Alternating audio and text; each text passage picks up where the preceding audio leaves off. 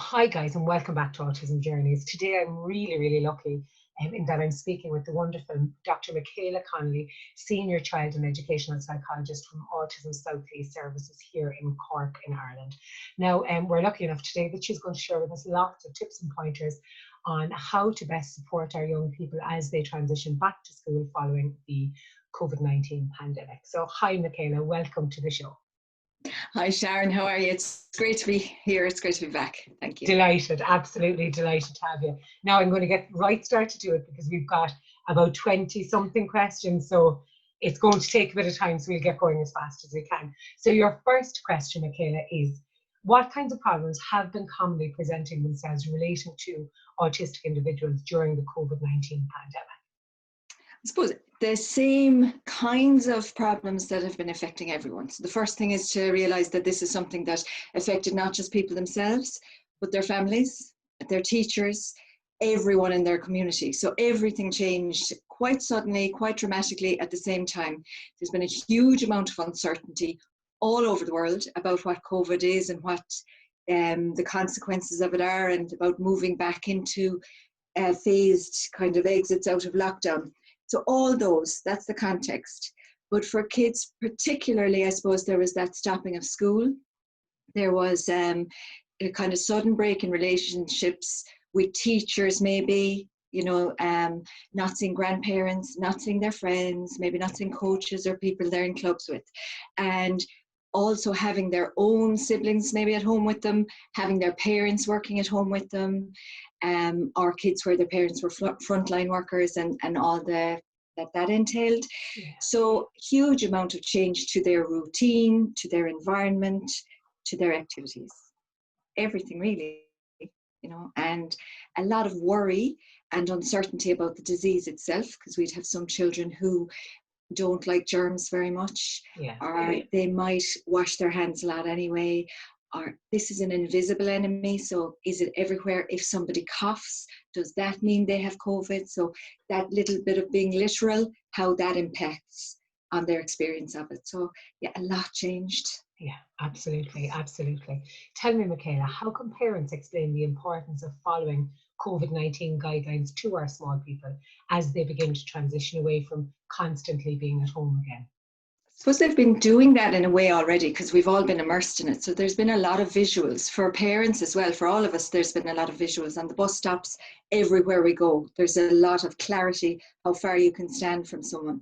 So actually, a lot of those kinds of supports are in the environment already, which suits autistic people. If your environment is giving you a lot of information, you will move more smoothly through it. There's a lot of lovely resources out there. So if people are looking for social stories, there's a load on our blog now that speech and language therapists have done in the Brothers of Charity. So they'd be on the Southly ASD blog. There are lovely books that have been prepared especially for kids. There's one, I'll just say now, it's Oyster and Caterpillar, I think. If people want to look that up, that explains social distancing and things like that. Leah Coopers from the Zones of Regulation has prepared some stuff as well, some information. She's got a YouTube video which could be quite interesting. So there's a lot of resources out there to help social stories and things like that that'll help people understand. But using comic strips, using social stories, using our experience of the environment, and always modelling, because kids will copy what their parents do. Yeah. And Micaela, with regards then to the young person, I know I have a couple of young people in this house whose anxiety levels are very high, and they are trying to control how other people behave with regards to hand washing and with regards to cough etiquette and so on. How can we support the young people who are presenting with that kind of need for controlling other people because of their own anxieties around navigating the school situation? Because undoubtedly it's going to be hugely anxiety inducing for them. Yeah, and that is actually for all of us, because any of us who are going shopping are looking at what everyone else is doing. So I was somewhere the other day and there were 3 young people who weren't wearing masks. Everyone else was, and you are going to have feelings naturally about that. Gosh, we should all be doing this. We're all in this together. But I'm remembering, and you'd have a visual in your program about this, what's in our control, maybe 50% of what happens around us. What's out of our control is 85%. So it's just coming back to that kind of a rule I can only control what I do. Yeah. And that's going to really help. Yeah. And if a certain percentage of people do that, that's going to really, really help. So there will always be people who don't follow the rules. They exist, they will always be there. But if the majority of us follow the rules, things will be okay. So I suppose writing that down, or getting a child to list out what they are responsible for. Perfect. I suppose looking at that visually to work on Yeah. that visual strengths for the autistic child. Yeah. And I like identifying those 15%, that 15% that they are absolutely in charge of and what they do have control over. Yeah. And trying to encourage them to focus on that. Yeah. There's another lovely visual I came across as well. It's kind of 3 circles. So there's a big circle saying what I worry about. Small circle inside, things that can happen. Small, tiny circle inside, things that do happen. So maybe it's a visual like that, showing that all the things I can worry about, but actually only a tiny amount of them actually do happen. So look, we are all worried about this, and for a good reason, but we do have to conserve our energy and not spend all our time worrying. So it could be that you're even saying, look, we'll have a chat at the end of the day about the things that happened that you need to just have a chat about now to kind of park. So if somebody coughed in school, or if somebody, little things that might build up, that we can just have a bit of a brain dump at the end of the day and kind of go through and say, that sounds like one of those tiny things that probably, won't happen. So I suppose pulling out those usual strategies that we ordinarily use, that kind of worry monster, that brain dump, that journaling, those different points during the day that we often, like that most of us will use all of the time anyway. Remember those kind of anxiety management strategies. Yeah, absolutely. Back to basics, Perfect. Micaela, with regards to specific things that we can do then to reduce our children's anxiety around this COVID-19.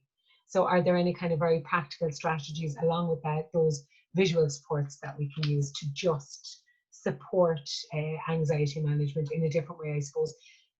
Is there anything else that you can think of or that you could suggest?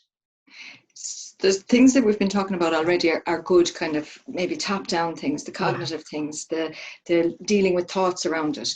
But always, I think it's back to basic body awareness, breathing, really, that body-based relaxation, the sensory calming techniques, the focus on well-being. So if we're not feeling well, if we're not feeling grounded, we are going to be more anxious. So I think it's looking at anxiety from both the top down and the bottom up. Absolutely. And really getting down into, I know breathing can be very hard, that belly breathing can be very hard for some children to try out, but it's really worth doing. Those kind of techniques. So look, there's on the blog again, I've done some information on helping with anxiety, which is a very quick introduction to those kind of techniques. Might be helpful. Yeah, perfect.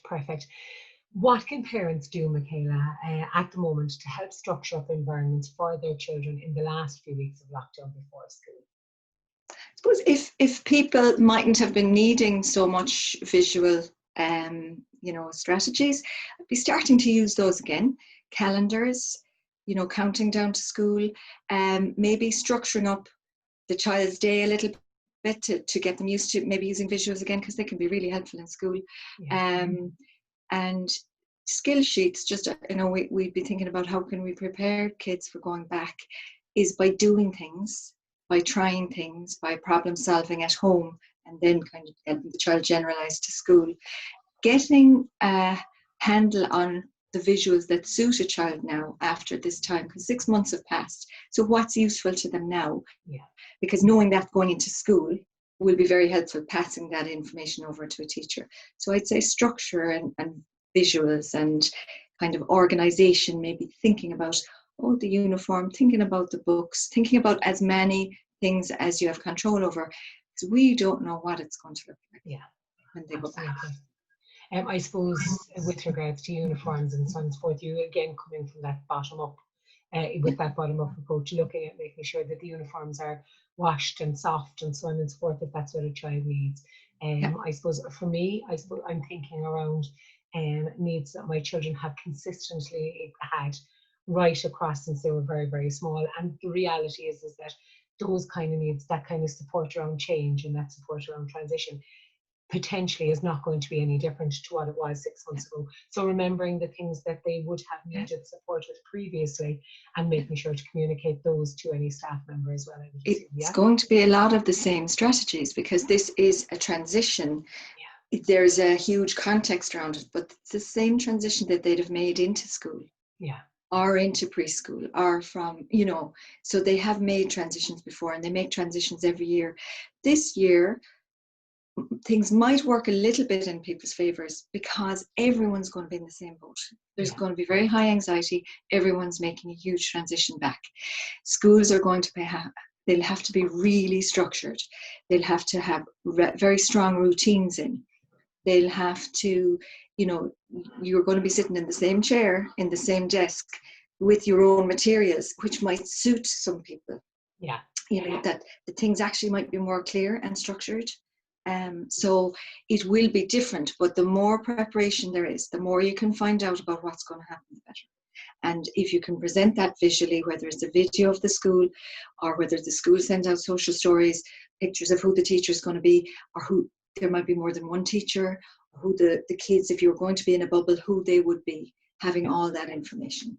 Perfect. And I suppose just to note that school offices are going to be reopening if they've not already done so. They are going to be reopening in August time, so it will be possible to contact the school and to ask them for particular resources or information around staff and so on and so forth.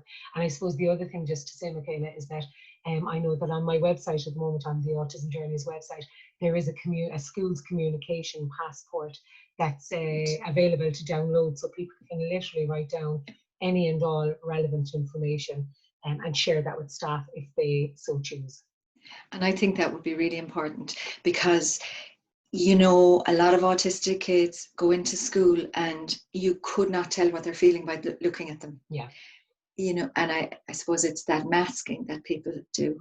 Not all people, but some children do really mask. And it mightn't be easy to know what's going on for them. So knowing what they look like when they're worried, because you might have new staff who are coming in. So knowing what that looks like, whether it's just that somebody starts to blank gaze, look with a blank look, or that they start to maybe go pale, or they start to get angry, their voice might change in pitch, or it might change in speed. Their speech might, whatever it is that when your child is getting upset, they might have to look at that and really learn about that. Yeah, absolutely. And I suppose those kind of moments that a child might need a sensory movement break as well. I know in this house, all of my children across the years would have tended to just become that slight little bit more fidgety in their seat, that little bit more jiggle to their leg, or whatever the case may be. And oftentimes you will see, I suppose, any child that I've ever observed, I've noted that there is that kind of a difference in their movement as they become more sensorily dysregulated. So I suppose relaying that to the teachers as well will definitely help support the small person. All of that, exactly, And I think also preparing the child for that we're teaching them what their triggers might be, whether it's noise or whether it's something happening suddenly, change, transitions, that we're teaching them, this is what's going on for you. It's very normal for you, and it happens to a lot of people. These are the things in your body. Because you might be more anxious, it might be a bigger effect. So again, we're kind of trying to train our children all the time. We're doing this all the time, but particularly now, maybe giving them education about what anxiety is, what it feels like in my body, and what I can do about it. And that piece where the adults around the child are able to co-regulate, that they know how to approach children. And they'll be trying to do this for all children. But the adults really, for all of us, it's trying to be calm, trying to lower our voices, slow down our speech, minimize our movements, so that calms down people's sensory systems. So that's what we're trying to do in the environment, So the environment is hugely important. Absolutely. Yeah. Absolutely. Tell me, Micaela, with regards to the skills, other skills that we can be working on as parents for our young people before they head back to school. I know you mentioned kind of looking at anxiety management, and you mentioned the reintroducing visuals. Are there any other kind of skills that we could be potentially working on that might set our young people up for success?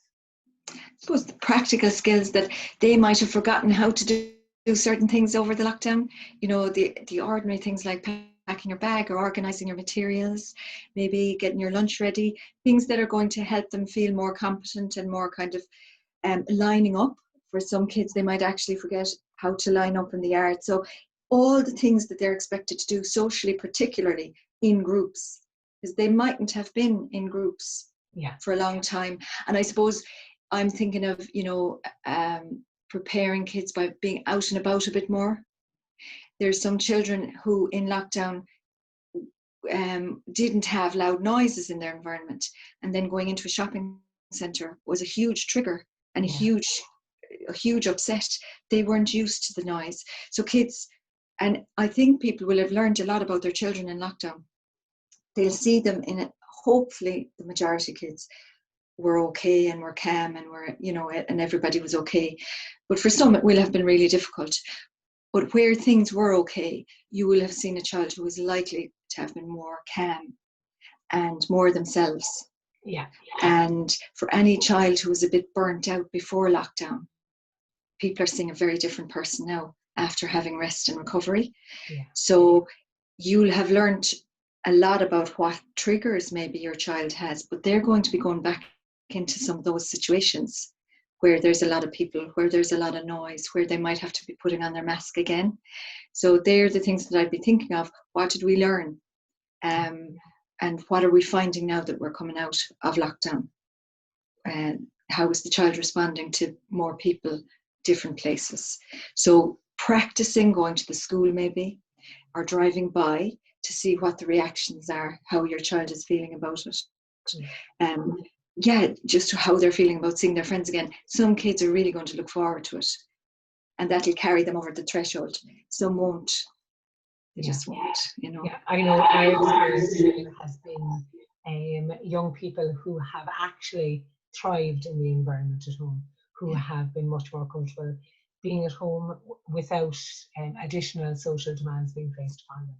And I suppose what we're doing at home at the moment is we're now, I'm dealing with older children at the moment, but I suppose we're discussing different scenarios that children might potentially face into, and ways in which are strategies that we can use when that my child can use if they face into that scenario. I suppose the other thing around that though is that we're taking photographs of any mind maps we're doing, or any writings up or notes or bullet points that we're taking, and we're storing them on the phone gallery and the picture gallery, so that they can refer back to them as is necessary if they're thinking about these scenarios before they go back to school. And even when they go back to school, they're still going to be there on the phone as a resource. Do you know? Yeah, absolutely. So yeah, it's the preparation, and visual. Yeah, visual in whatever way suits the child. I think people sometimes think visual, oh, it has to be a picture, it has to be an image. That doesn't necessarily mean visual. Like could visual be can passing be writing, can be whatever. Driving by, you know, it's just that's very concrete, that's very immediate, and okay, right, this is what we're talking about. Yeah, absolutely. Micaela, tell me, what kind of challenges might children be facing heading back to a school environment after so long? I know we've mentioned noises, those kind of sudden noises. Are there any other kind of challenges that you could foresee a child perhaps facing, and that we might be able to preempt as parents? I think if you've got a very good visual memory, and that memory carries you through a lot of situations, going back is going to look very different. I'm imagining that there will be yellow and black stickers everywhere, you know, reminding people. So the environment is going to be different. There might be a different number of people in your class. You know, you might, some of your friends mightn't be in your group. You might have a different teacher. You might have new staff in the school. So new routines, because we don't know if you're going back 5 days a week or 2 days a week or 5 more, you know, we don't know what it looks like. So once we do know though, we can prepare. So doing the social stories or doing the videos or whatever is going to show the child, this is what I'm going into, and this is going to be my routine. Okay. But it is going to be different, and we don't know how. So that's a challenge for everyone. For children who, you know, if we are talking about anxiety, if we are talking about kids who are very sensitive to smells or sounds, it's looking at their sensory needs. Okay. So thinking about whether it's ear defenders or whether it's, you know, having a smell bank, if you need to have your tissue, something's nice smelling on your tissue, or your clothes smelling a certain way, as you said, or whether it is, you know, having fidgets that you can use, and I think the equipment that you have, the right equipment that you always had, if you had a cushion to sit on it, you know, a disco sit cushion or whatever it is, that's there. If you used an iPad or a laptop, that is there for your use only, you know. I'm not, and that shared materials, I don't think there will be shared materials, so whatever you're using needs to be kind of kept just for you, and there are things to be thinking about. Okay. Would it be worth, Micaela, parents perhaps considering just talking about different environments, quite literally just talking about what school used to look like, and that the fact that it's going to be different, quite literally, not introducing anything around what it actually will look like, but just introducing that concept of change. Change, yes, absolutely. And the change is normal. Change can be good. It can be scary. Things changed. We stopped school, we changed, we stayed at home. Now we are changing and we are going back to school. And I suppose the idea that there are people in our environment, because people, you know, a lot of kids with autism will kind of take a lot of responsibility for things, but that it's teachers' job to make sure that all the children are doing what they're supposed to be doing. Or it's teachers' job to make sure that you know, the environment is the way, so that the child isn't taking responsibility for the change. That there are all the other people working to keep us safe. All the doctors, all the engineers, all the teachers, all the adults trying to keep us safe. Perfect. Micaela, with regards then to maintaining friendships, is there anything that we, again, as parents can be doing to help our small people maintain friendships and prepare for being immersed in those social situations again? I think, I mean, it's been difficult because, you know, nobody for a long time was allowed to do play dates or anything like that. So I suppose play dates are kind of ideal in a way. You can structure up a play date, the adults can be there. It's just how to do it. Some people were lucky, they probably had a bubble of people that they could, you know, interact with. And I think there's probably a lot of kids now out in the green again. I see a lot of kids out in the green. So it might be just even being out there, doing maybe a play date if that's appropriate, if that can be done in a park, and just talking about friendships, you know, what it's going to be like going back. Maybe some of your friends won't be there. I think going over friendship skills as well.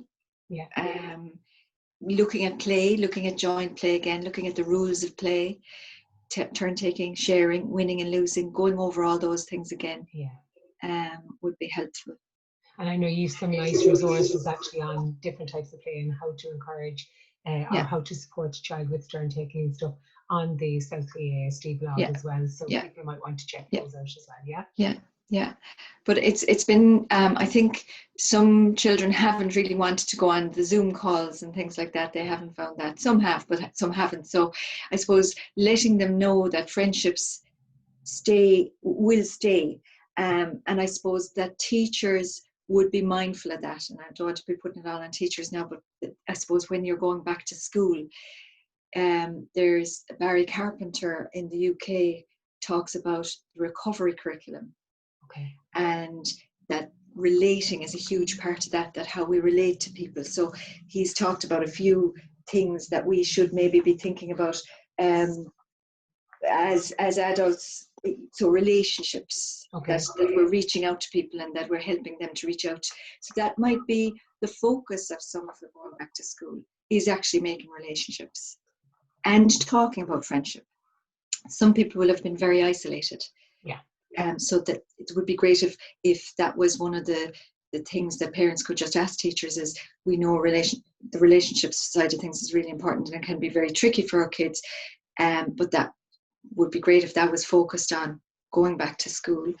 He also talks about community, just that what people have been doing a huge amount of learning at home and learning in their community, and just bringing that community back into school.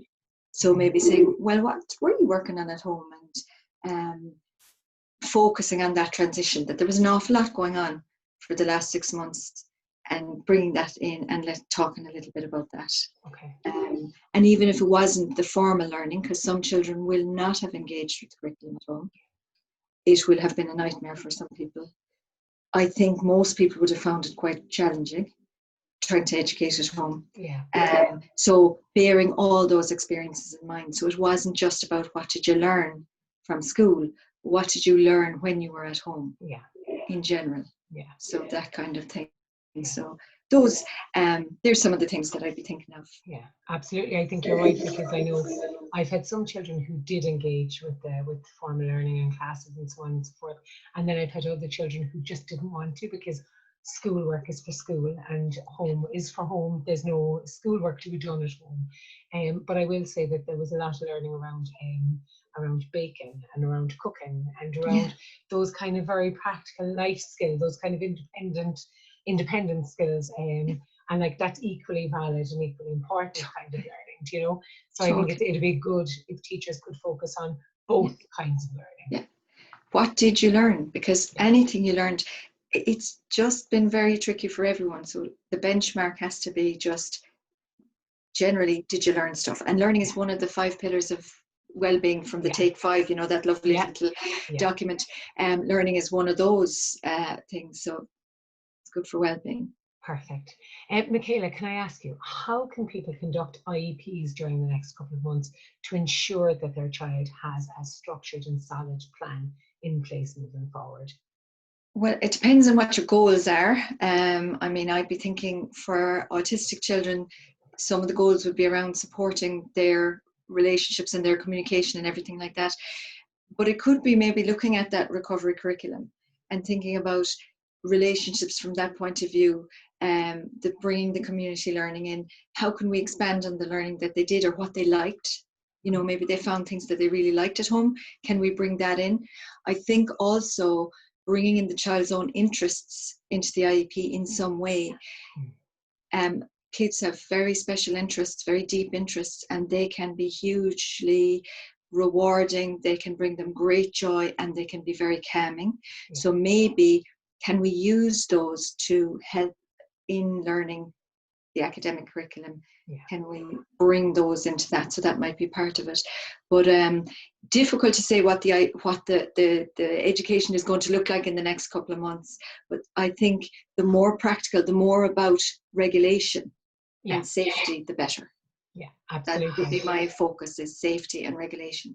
Yeah, absolutely. I suppose coming back to that kind of special interest piece, I know one of the children in this house always has learned best when using their special interest machines.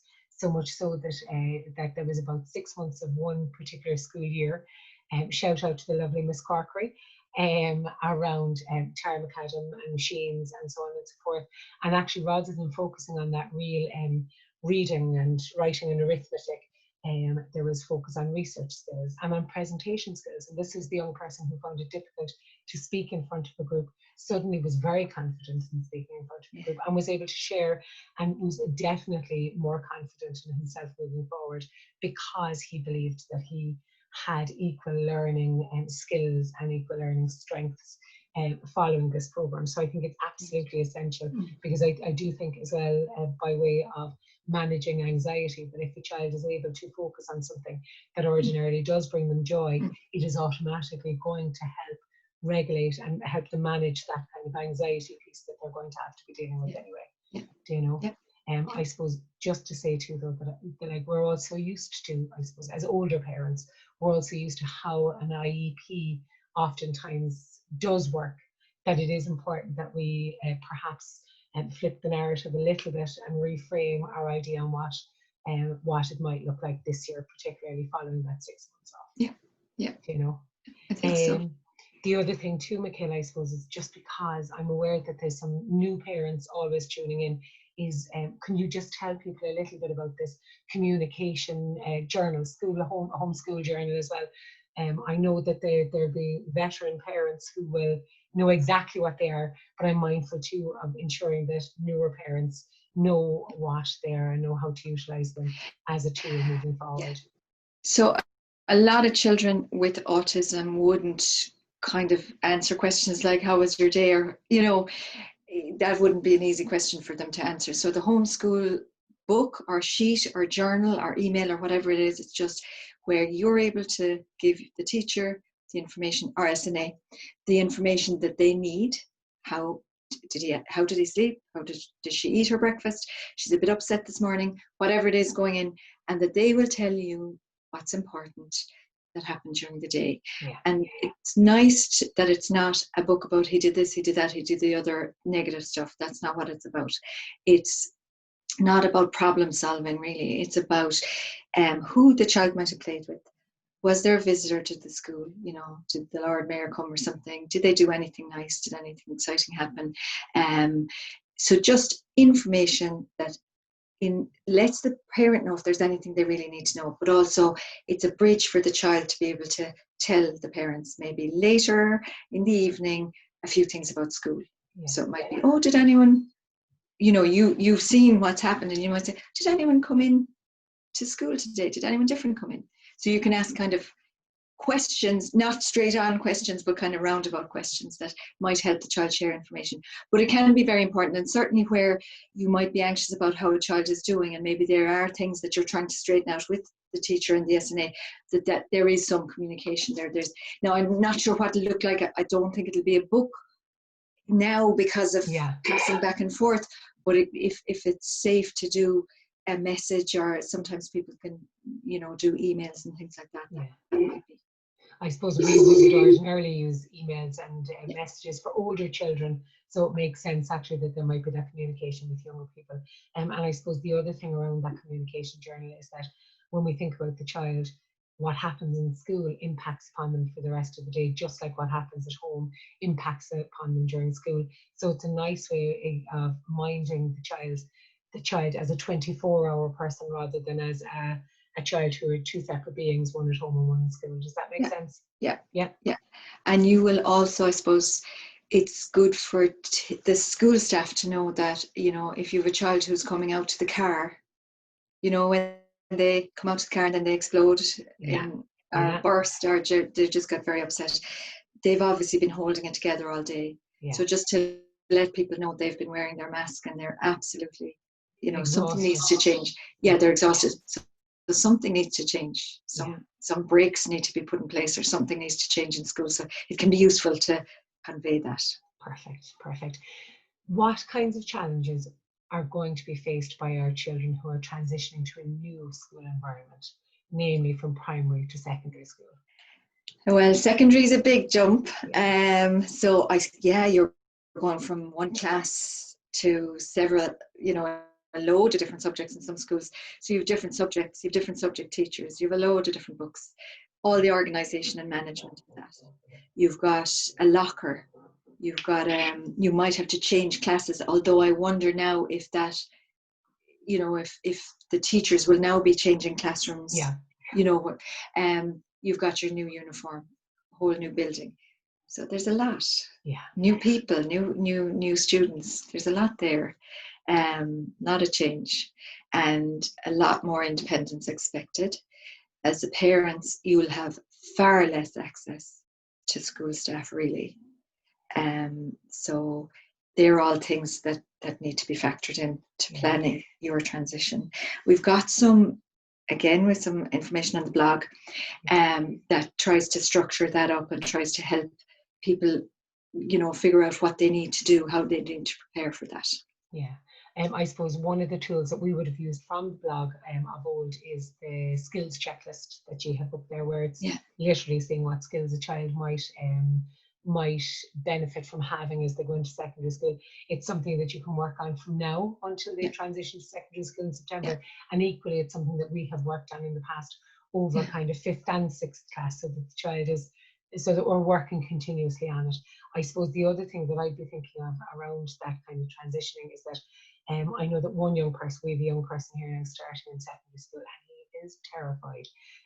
He literally commented last night about, well, sure, look, if they want us to wear masks, I can forget about making friends anyway, because sure, nobody will know if I'm smiling at them or not. And do you know this real practical, pervasive worry around it? And I suppose what we've started to do, like we've been doing it all along, but now he's naming it.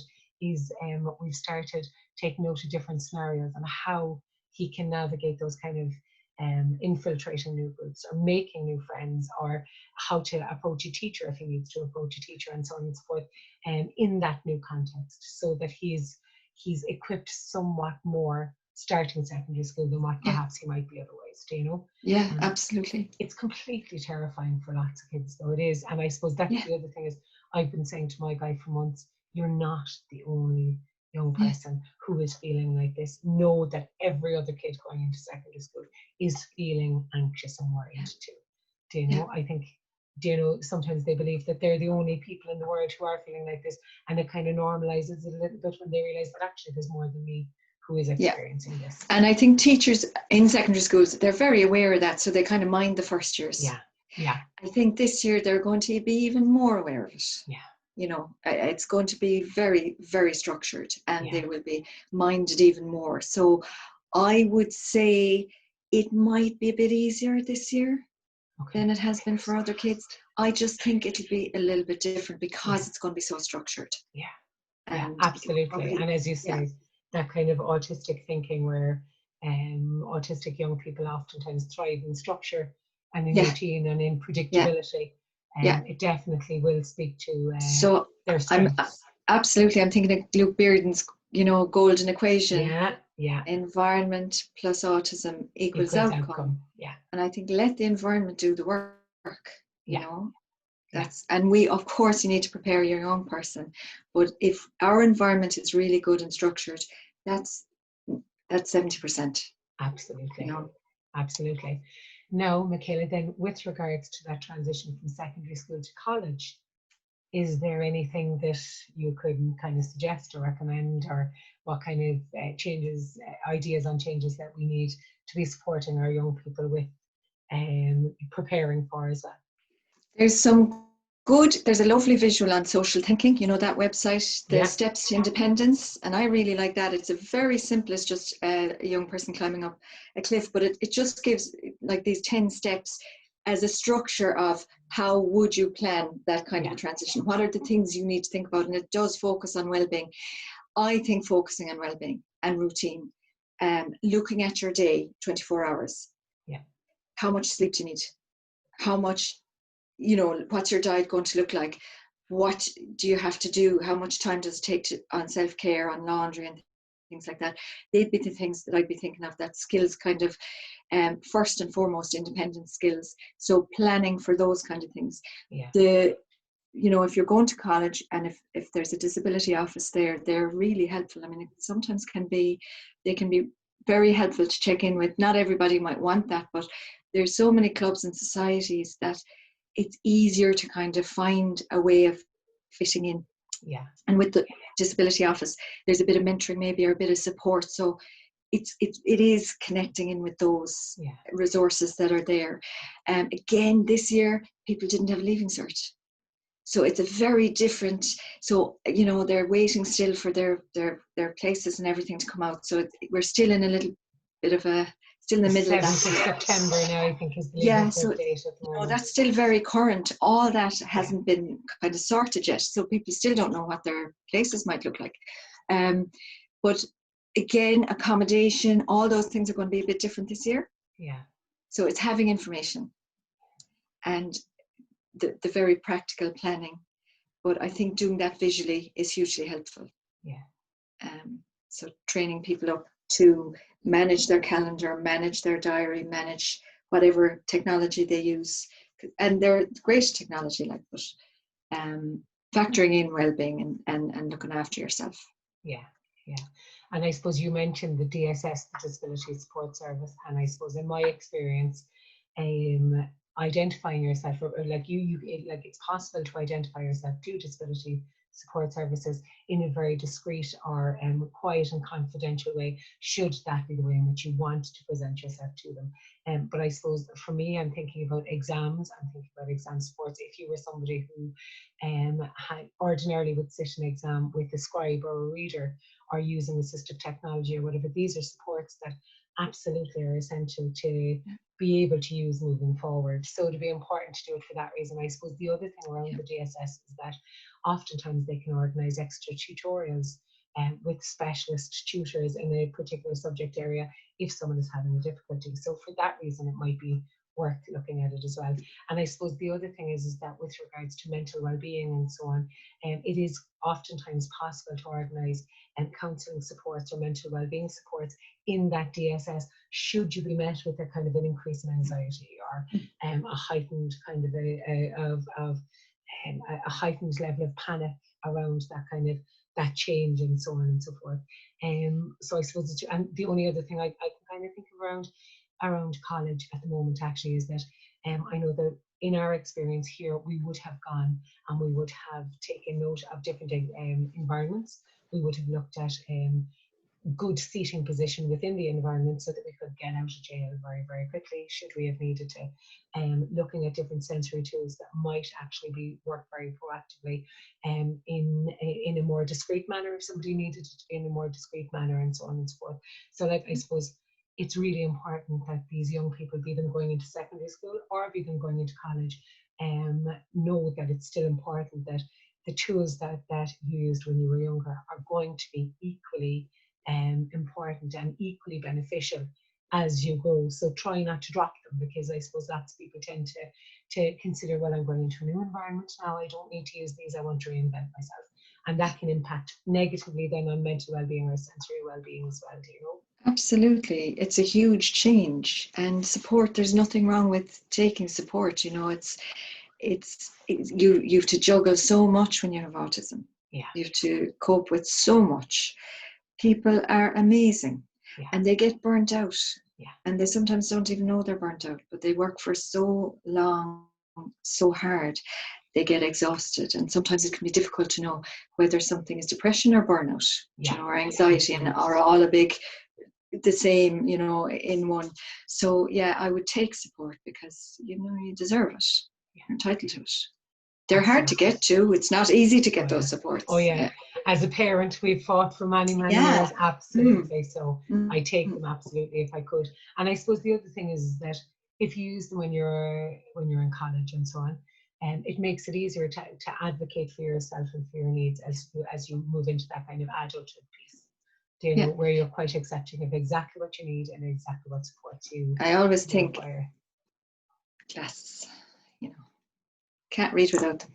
Absolutely. And we couldn't have you not reading, Micaela, to be fair. We have to like, you're too knowledgeable not to be able to continue to upskill.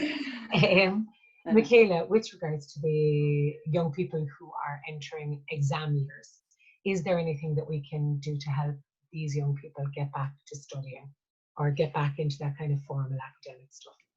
One of the things that Barry Carpenter talks about is a transparent curriculum, which is a useful thing. It's like saying, okay, this is what we need to be working on. So I think it's really spelling out what the curriculum is going to look like. So I think being very clear about what we need to do and why.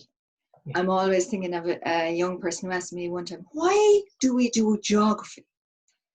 And I did not have an answer. And all I could say, because they say we have to in the Department of Education. But I know why we do geography. It's an important subject. But you can see from some people's point of view, why am I doing geography? Absolutely. So it's maybe that we are being very clear about why we have to do certain things. And maybe it's drawing a little bit of a lifeline if a child can tolerate it, because maybe we don't want to be looking at the life ahead. Some kids don't. But that says, if we do this, this is where do you want to go? And if we do this, this is going to get us there. So it's the rationale behind things. And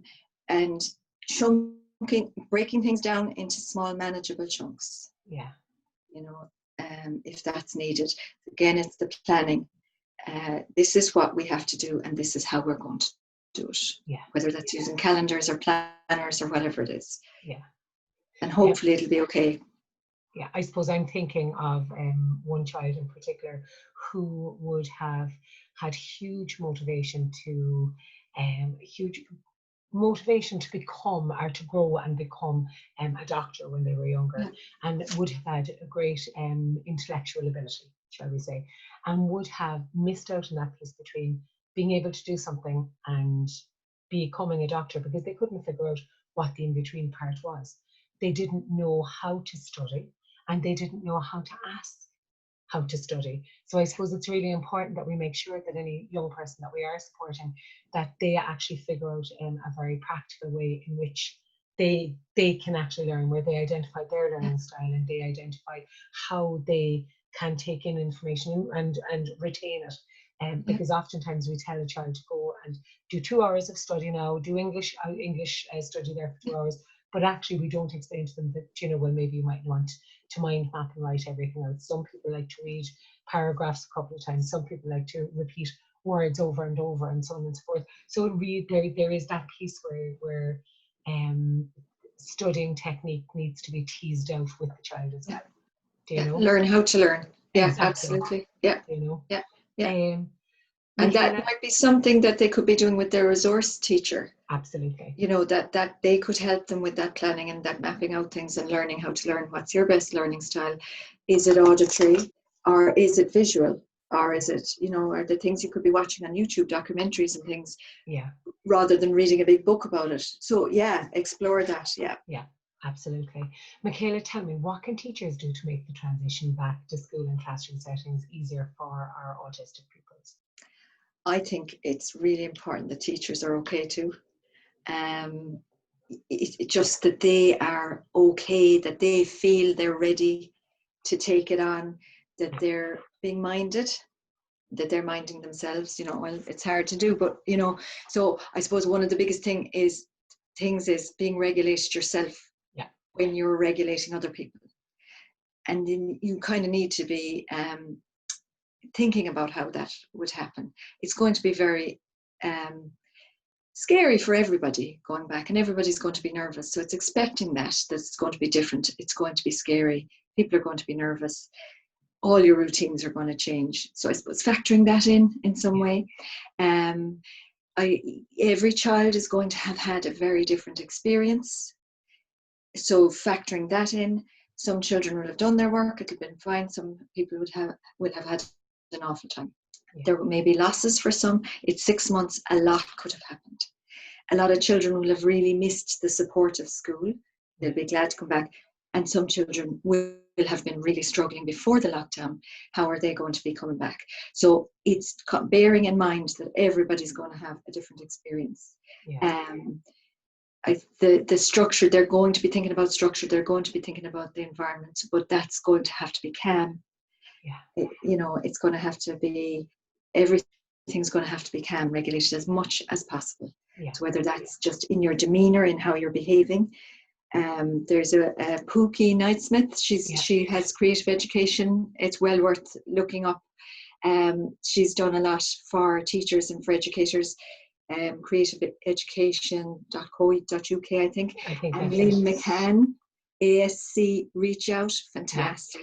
Well worth looking at them to see how the advice they'd have for educators to support children going back. So I suppose it's bearing all that in mind. Having plenty of sensory supports for children who need it. Remembering they may need more breaks. They may need time on their own, maybe with just the SNA as a then the SNAs have to be minded as well. So I'm talking about teachers and SNAs, they're so important as well. But that they would just be mindful of how their behaviour will impact on the children's regulation. So all those things, they'd be the foundational stuff that I'd be thinking about, co-regulation really. Perfect. Tell me, how can teachers accommodate new students just starting into their school in this period of significant transition and uncertainty? Again, the same kind of stuff. I think it's really important to bear in mind also how, if you've got new students, whether they're just starting junior infants or whether they're moving schools, that the parents are going to be really anxious about that. Yeah. More than likely. The children are going to be anxious about it. So maybe just making sure there's a bit of communication with parents before and after. Get to that, know the child and understand the child. So maybe ask for a passport if one isn't given to you, a little passport about the child. Yeah. What they like, what they don't like, what they look like when they're upset, what suits them, what calms them, so that you know you can start off on the right foot. So having a load of information about your little one coming in and having their needs accommodated before they come in. I think you need to have stuff set up before the child comes in. It's not about learning on the job, because it's nearly too late then. Yeah. You know, you want the child to be supported totally straight away as much as possible. Absolutely. Absolutely. What kinds of signals can teachers help their students to implement in a classroom environment, Micaela, to signal a spike in their stress or anxiety, or that they need to regulate? Do you have any suggestions on that kind of? I do. I know of kids where it does work, and that could be colour cards on the desk. It could be a pencil. It could be pointing to something. It could be just a signal they have where the child raise their hand. But a lot of children won't be able to do that for themselves. So there might be an element of coaching, teaching, prompting the child to actually ask for help. That's a huge thing that often autistic adults would say they find really difficult, to actually know when they need the help and also to ask it. So that's something maybe to put in your IEP, making choices, asking for help, getting a break when you need it. So a lot of kids might know how to do that. So you might put the strategy in place and they'll say, oh yeah, I'll do that. And then they won't do it. Yeah. Don't think they don't need it. They're probably lacking the skills. So we need to go back and teach the skills. Yeah. So that sense of knowing what my body is feeling, knowing when I'm upset, often doesn't dawn on a person till it's too late. Yeah. So you might need to be watching for the triggers and prompting the child very gently. Let's take a break, and then maybe talking about it later. I think you were in the yellow zone. I think you were getting upset when I asked you to take a break. So whatever it is, whatever strategy works, sometimes approaching a child when they're upset is going to dysregulate it. So it's very individual, but just well worth having a system like that. I know for some kids who can take a break in secondary school, it could be having a pass from the principal, a note, and they show that to the teacher, and there's no fuss. They just go and take their break. So there are loads of different ways of doing it, but the child must be able to do it. Yeah, absolutely. And I suppose key to that would be preemptively or proactively putting breaks in place initially, so that you can help support the child, so that they don't become so dysregulated that they can't cope with the classroom setting. And I suppose the other part of that would be communicating again with the parent and those people who know the child best, because if you do, I suppose they can indicate when the child is most likely to react in a more emotional or physical manner. The other thing too, I suppose, is communication with the child's previous teacher, if you have that option, because oftentimes they've had that lovely strategy and schedule implemented already, And SNAs would know as well. And I suppose it's being aware of what the signs of anxiety are, or of fear. And what we would often before have said were behaviours, just behaviour, and looking at it just from a behavioural point of view, we now look at much more from an emotional point of view.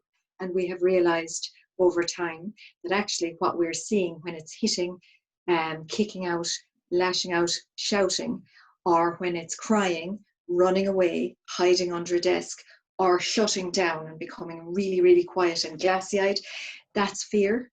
Yeah. Majority of the time, that's a fear response. It's a biological response. So you just don't take it personally, and don't think it's a behavioural thing. Don't think punishment is going to sort this out, because it isn't. It's going to be safety. So it's taking the child to safety. And we really don't want a child to be in that position where they're so frightened that they become physical. So we do, as you say, we want to prevent that. So we put the strategies in, like the breaks. Some kids become exhausted from that masking. They need time alone, where appropriate. And all this can be discussed with parents, and children themselves will often tell you. One of the things that I find works very well is this idea of a battery. So what drains my battery and what recharges my battery. Kids really get that, a lot of them. They might have their own explanations or ways of saying it, but even to know, okay, what's your battery like when you start school in the day? And if they say it's a 2%, you know, okay, we need to sort that out. What's your battery like at break time? So what, you know, you can find out very quickly from a child how their day goes and what makes it better and what makes it worse. So some children would say what really drains it is being with other people. So then we need to think about time out. And it doesn't, less than 10 minutes for some. But so it just helps so much, and it helps so much with concentration and well-being and their happiness, you know. They're some of the things. Yeah, I suppose 2 points on that, Micaela, is first of all, oftentimes I've had experience where educational staff would have assumed that if a child was only able to manage 10 minutes in school before they needed a break, that wasn't considered a success. Whereas in my view, I would believe that any time that a child can successfully access a classroom, regardless of how long it's for, that it should be validated and it should be considered a success. And I suppose it's important that anybody working with autistic children change that kind of idea, that very structured or set idea that a child is meant to be in primary school for 5 hours and that they should only need 1 10-minute movement break in that time, because every child is individual, and it's really important that we do support the child with regards to their sensory regulation and their anxiety management. And I suppose the other point then to make around that is that I know I've mentioned it to you a million times before, but Carrie Dunn-Baroon's mood induction, like that is a fantastic strategy. It is something that can be absolutely implemented regardless of whether or not there are very strict social distancing guidelines and rules in place. And just to let people know that is quite literally, it's a strategy that is married with Carrie's 5-point scale, the incredible 5-point scale. And like that, it works on a scale of 1 to 5, 5 being in great form, life is good, right up to a 5 where I'm feeling so overwhelmed that I'm going to explode. And even like in the morning time, a child will come into school and they will be asked, so where are you on the scale? Oftentimes a child may say, as you said, 3 or 4. The goal is to try and bring them back down a couple of points to maybe that 1 or a 2 again. And the way in which we do that is by utilizing a sensory strategy that works, that we know to work for the child.